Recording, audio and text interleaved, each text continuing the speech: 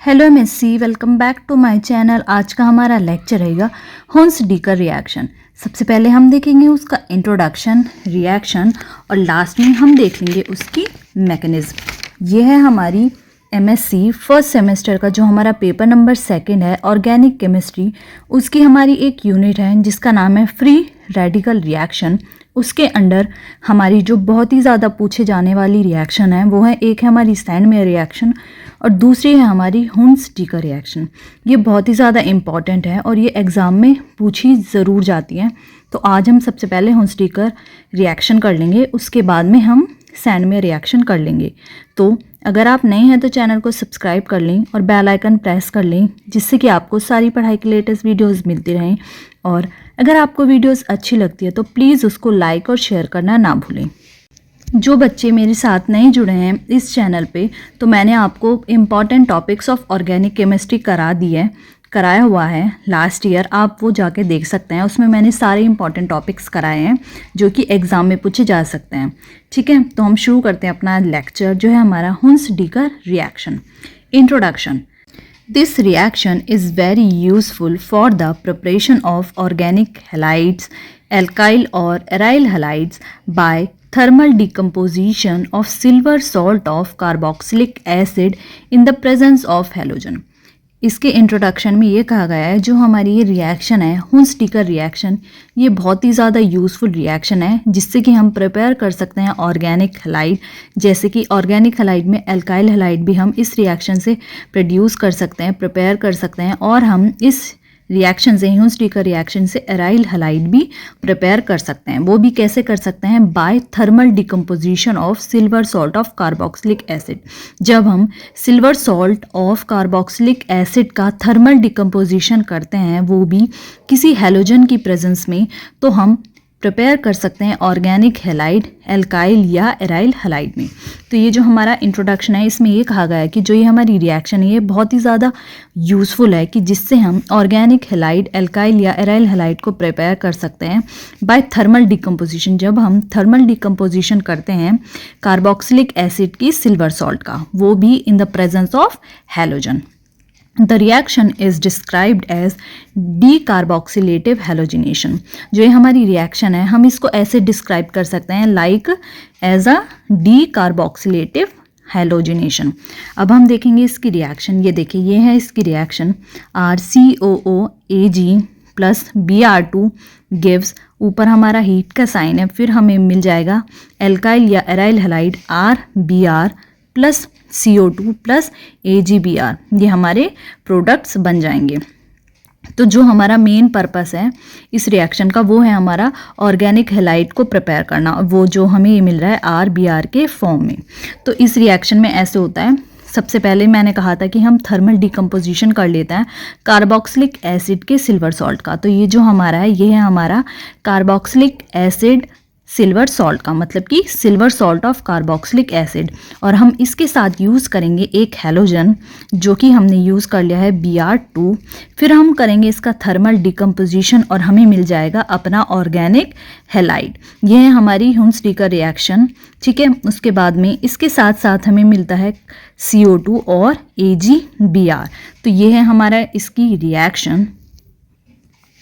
फिर ये इसमें क्या कहा गया है? The typical example is the conversion of silver salt of cyclohexane carboxylic acid to ब्रोमोसाइक्लोहेक्सेन।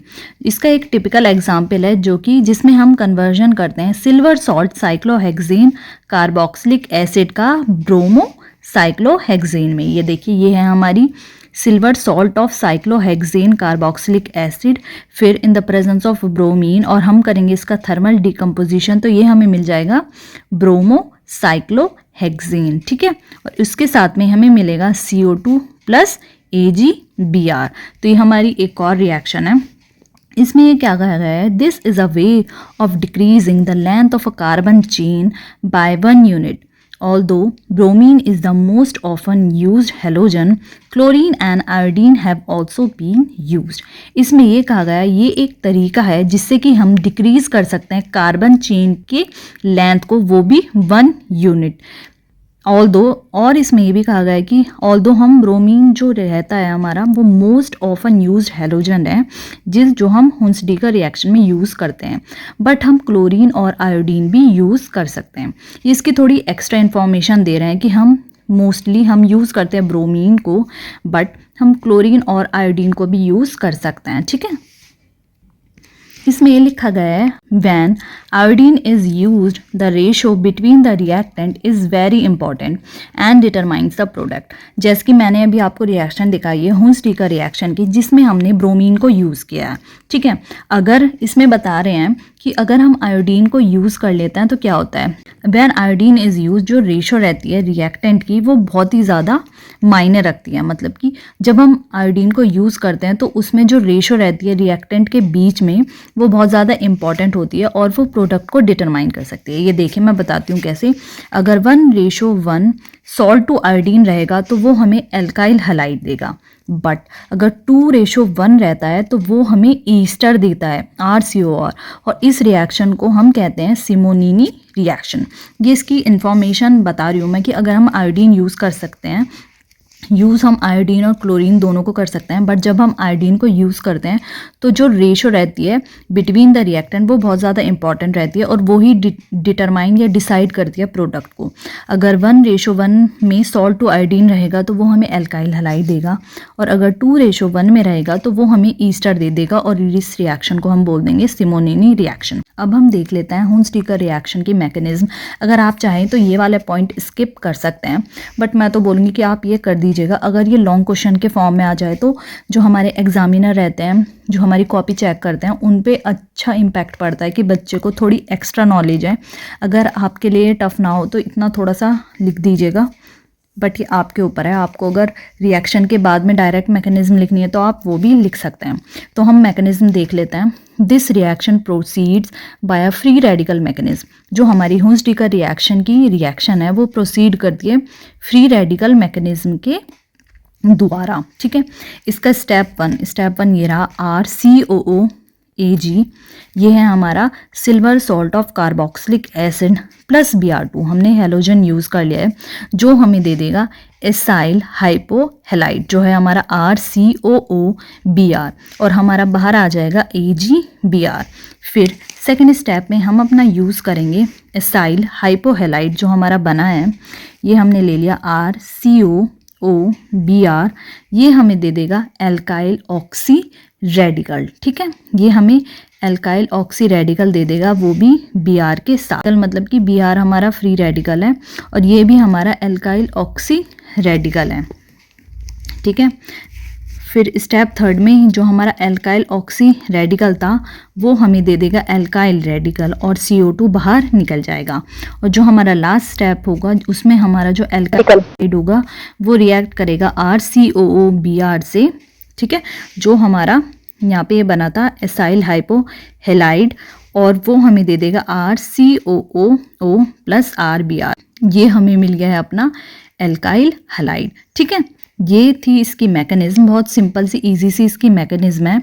ये देखिए आप ये आराम से कर सकते हैं। सबसे पहले तो हमने लिया है silver salt of carboxylic acid plus Br2 करेंगे तो ये बॉन्ड यहाँ से ब्रेक होके यहाँ आ जाएगी, और AgBr, और जो Ag है वो Br के साथ जुड़ के AgBr बना देगा। बहुत ही इजी सी रिएक्शन है, आप ये कर सकते हैं, इसमें इतनी समझाने की कोई बात नहीं है।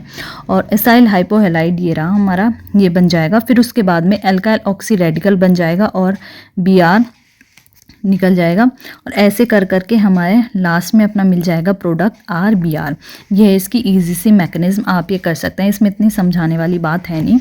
तो ये जो था हमारा, ये था हमारा हुंसडीकर रिएक्शन, जिसमें हमने देखा है क्या देखा कि दिस रिएक्शन, ये रिएक्शन बहुत ही ज़्यादा यूज़फुल है जब हम ऑर्गेनिक हैलाइड को प्रिपेयर करते हैं thermal decomposition of silver salt of carboxylic acid, वो भी हैलोजन की प्रेजेंस में।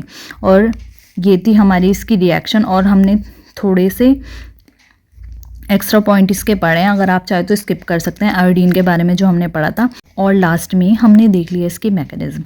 तो ये था हमारा आज के लेक्चर में। होप ये लेक्चर आपके लिए बहुत यूज़फुल रहा होगा। अगर आप नए हैं तो चैनल को सब्सक्राइब कर लें और बेल आइकन को प्रेस कर लें, जिससे कि आपको सारी पढ़ाई की लेटेस्ट वीडियोस मिलती रहें। और अगर आपको वीडियोस अच्छी लगती है तो प्लीज़ उसको लाइक और शेयर करना ना भूलें। अब इससे नेक्स्ट लेक्चर में हम देखेंगे सैंड मेयर रिएक्शन। तो मिलते हैं नेक्स्ट लेक्चर में। Thank you for watching.